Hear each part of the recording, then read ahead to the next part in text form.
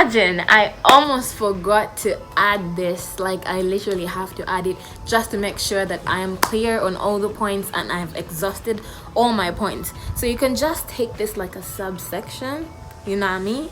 If you are new to Loud Violet, welcome to the LV gang, and subscribe to my channel.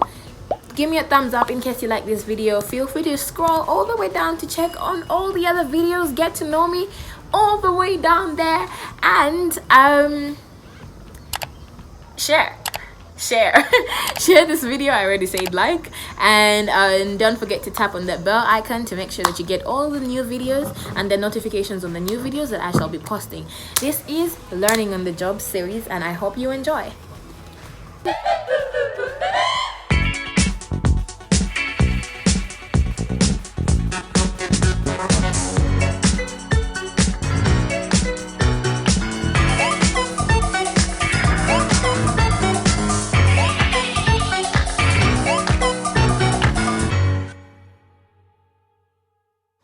First off, I won't even start with any other banter or vent or rant or anything. Basically, I'll go straight into the point, and that is the vision starts with you. The vision starts with you. As the visionary, the picture is in your head. You're the only one that knows. You're the only one that knows what you want, how you want it, when you want it, where you want it. So the picture will always have to be in your head, and the vision is yours. You cannot expect other people to understand your vision, because that's your vision. That's not their vision. You know what I mean? So if you have to spell it out, spell it out.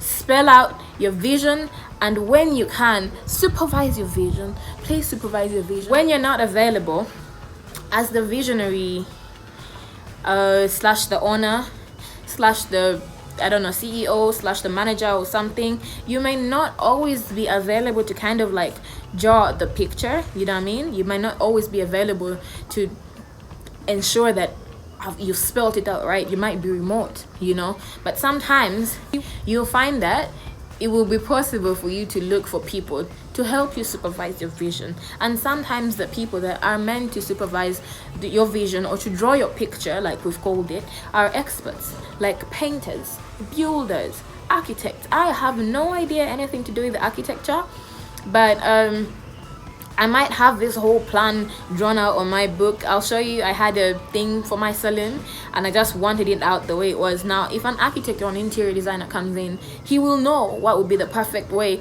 to draw out that picture and make your vision come to life. You know what I mean? So you can always leave them in charge, but ensure that you find the right person to fulfill your vision. Otherwise, you are going to regret.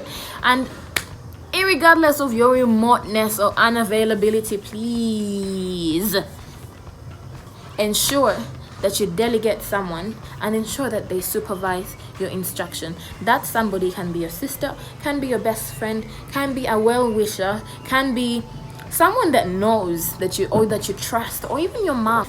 You can instruct your mom and ensure that she supervises all your instructions. And the other thing that I think I would try to make sure is go the extra mile. Just go the extra mile.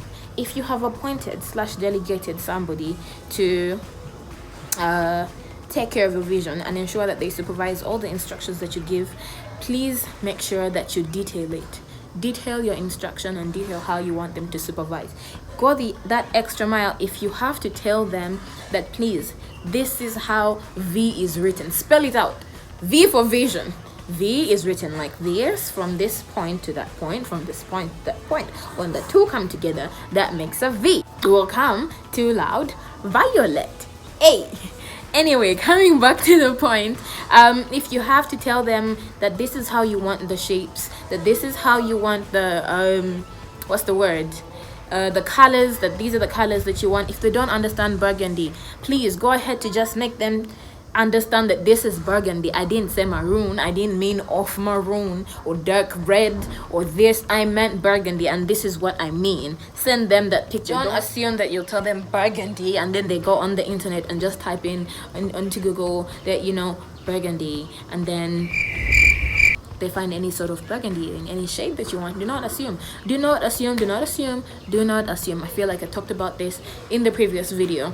please go the extra mile and detail it. Detail the colors, detail the shapes, detail the sizes, detail the angles. Now for me, who's a perfectionist, it can come easy for especially the people that I work with or the people that work with me. But then at the same time, I'm like that type of person who wants to see everything. If I'm not around, if I'm unavailable to go shopping with my electrician, for example, I want him to let me know, text me, send me a message and say, hey, now, today, at this time, I'm going to be going here. And then at that time, I'll text you. Like, oh, okay, so now I'm in my car, bit of traffic, but we'll be getting there in the next 30 minutes. In 30 minutes, I'm going to expect to see that you've reached the shop. What shop is it? I would like to see the shop name over there, like at the entrance. What shop did you go to? What types of sockets or switches are you going to be buying? What type of extension cables are you going to be buying? What kind of lights? What color is the light? Is it warm white? White, light white?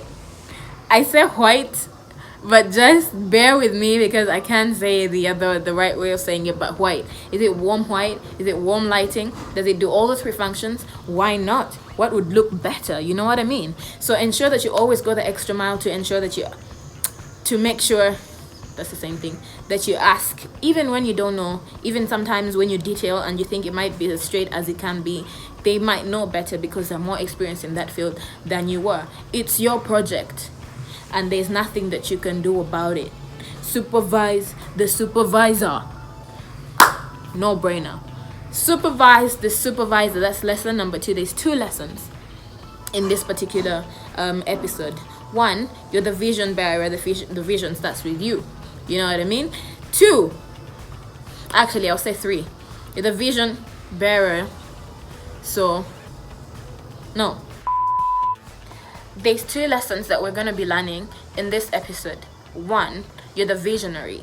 So irregardless of whatever, spell out your vision, and you have to spell it out.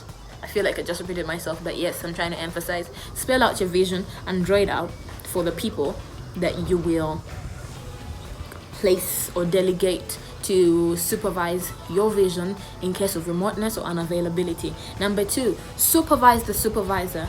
Supervise the supervisor. If you're unavailable, listen, this is your vision, it's not theirs. Even the person that you have left in charge, you have to find a way that you supervise them.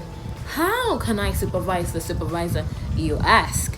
I have the perfect answer for you. Request for reports. Just request the supervisor for reports. That's how you supervise them. In case you're not around, you can request for reports, and that is like, it doesn't take much.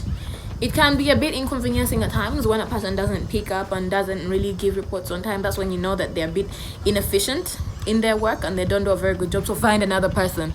That does not hurt. Find another person so that you can make sure that you don't regret. You don't want to have regrets. If they're not picking up their phone, they're not the right person for the job. That's on period. Anyway, if you're not around and whenever you can avail time, you can do it constantly. You can do it frequently. That's the same thing. But yes, because the supervisor will do what you supervise. Coming back to lesson number 1, people do what you supervise. The supervisor that you leave in charge will do lesson number 1. He will do what you supervise. Asking for reports. You can do it constantly. You can do it daily. You can do it hourly. You can do it every minute per second. I'm that type of person. I'm so annoying, but like I get things done. You know what I mean? I feel like people can testify to that. Like I literally will keep texting you. So now how far with this? I don't want you to just tell me. Take a picture. Why don't you have a smartphone? Take a picture. I want to see the picture and send it to me. If you don't have a smartphone, get somebody to take a picture for you. You know what I mean? And then send it on email. Like find a way, but I want to see the pictures. You know what I mean? So anyway, thank you so much. Thank you so much. I wasn't arguing. But thank you so much for watching. Loud Violet, thank you for coming back. See you here next week on episode 3 of Learning on the Job series. 2 lessons. Lesson number 1 was people do what you supervise.